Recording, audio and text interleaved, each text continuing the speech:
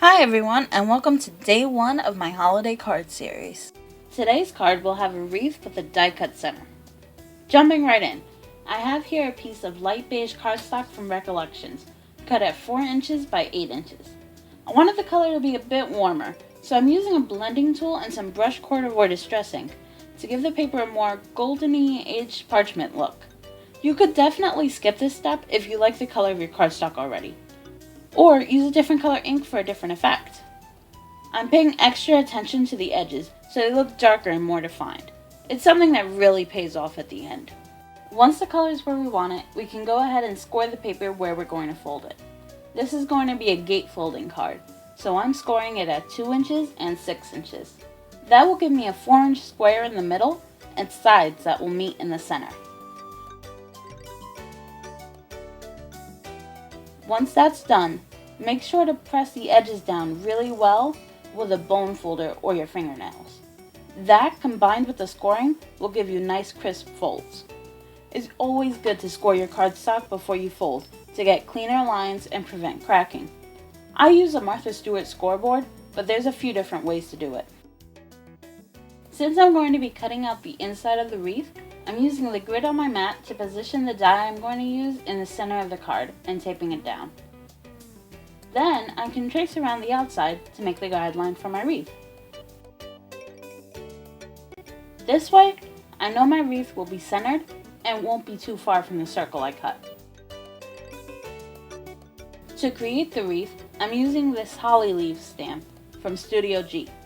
It comes with 3 larger stamps and 3 small ones, so I'm arranging them between 2 acrylic blocks to make it easier to stamp.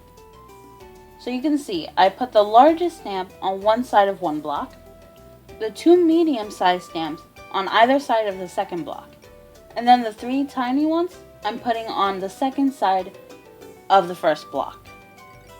This way, I can just arrange the block however I want it without having to take off a stamp.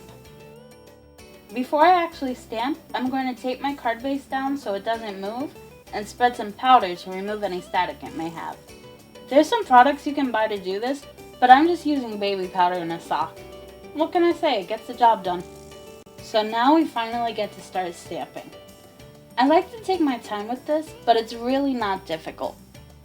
I'm starting with the largest stamp and just matching the curve of the guideline I drew earlier. I'm stamping with Versamark ink, a clear ink especially good for heat embossing. It doesn't show up too well on video, but it's actually very visible in person, just a shade darker than the paper. Once I use the large stamp a few times, I'll go in with the 2 slightly smaller stamps and then use the smallest 3 just to fill in any sparse areas. This kind of takes me a while, so I've sped up the video so you can see the whole thing.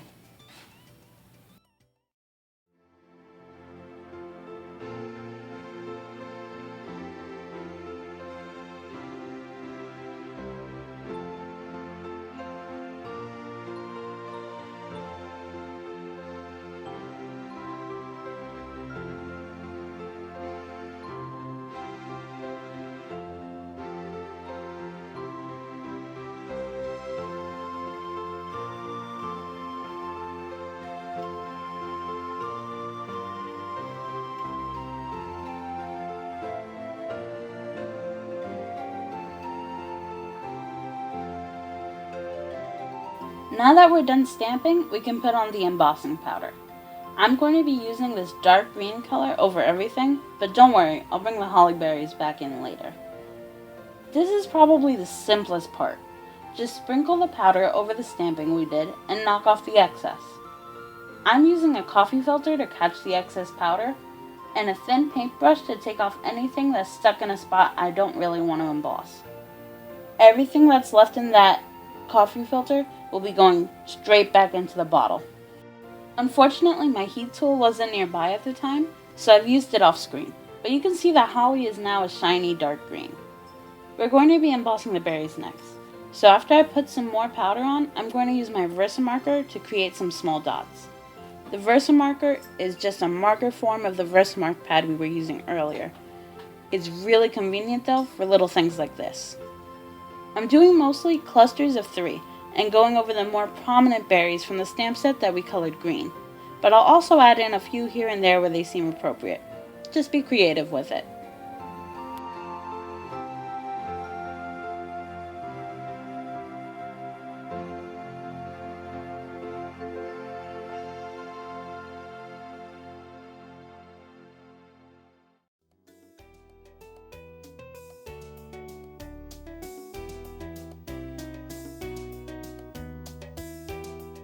Using a dark red embossing powder this time, I'm just following the same process as before, pouring the powder onto the card and tapping the excess off. You can see the powder stuck in a few odd places where I accidentally touched the cardstock, but that's where a dry paintbrush comes in handy. Just remember to try and keep your fingers on the edges of your card while you're embossing, since the powder will stick to the oils from your fingertips.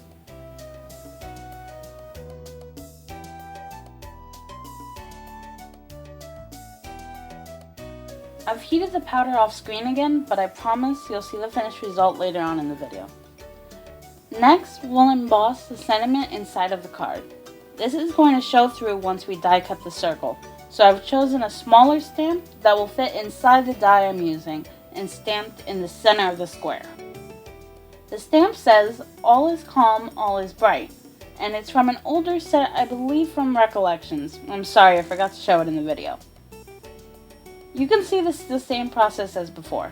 Spread powder to remove the static, stamp with Versamark, pour on the embossing powder, I'm using a gold this time, and then heat it until it's shiny.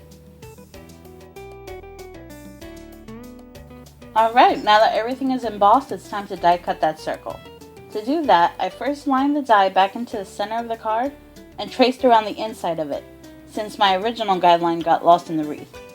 This line is going to help us position the die evenly on both sides. So I just get the bottom of my big cake sandwich ready, tape the die cut down so it lines up with the circle I've drawn, top off the sandwich, and crank it through.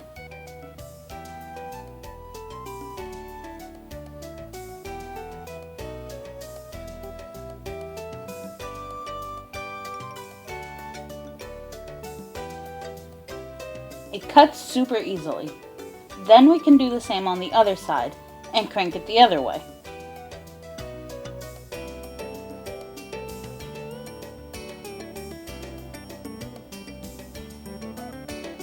Voila! Perfect die cut middle.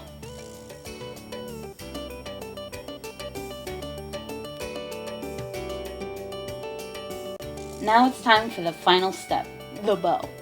I've cut this bow out using my Silhouette Cameo, but you can do the same with a die cut or some ribbon instead. As you can see, I've cut the bow out in white, and I'm using some aged mahogany distressing to color it red. I prefer to cut most of my embellishments in white and color them after to save on space. Between stamp pads, markers, paints, embossing powders, and more, you're bound to find a way to match your project. I'm coloring this super simply, just going a shade heavier on the dot for the center. But this method actually gives you a lot of opportunity for detailed shading or doing a design instead. Doing a plaid or polka dotted bow would give this card a really unique spin. Or maybe color it solid, but add metallic edges with a gel pen. Remember, when it comes to card making, the only limit is your imagination.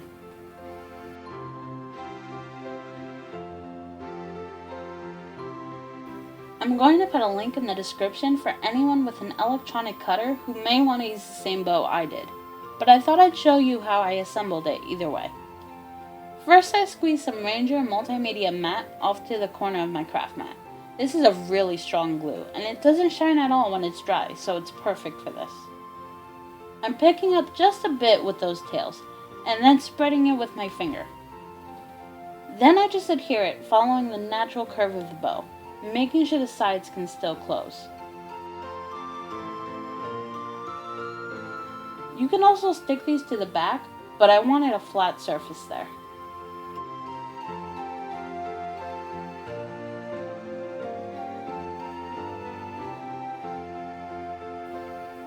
For the center, I'm using some tweezers and a piece of scrap paper to spread the glue instead, since it was so small. These tweezers are really useful because they work in reverse, clamping on the item until you squeeze to release it.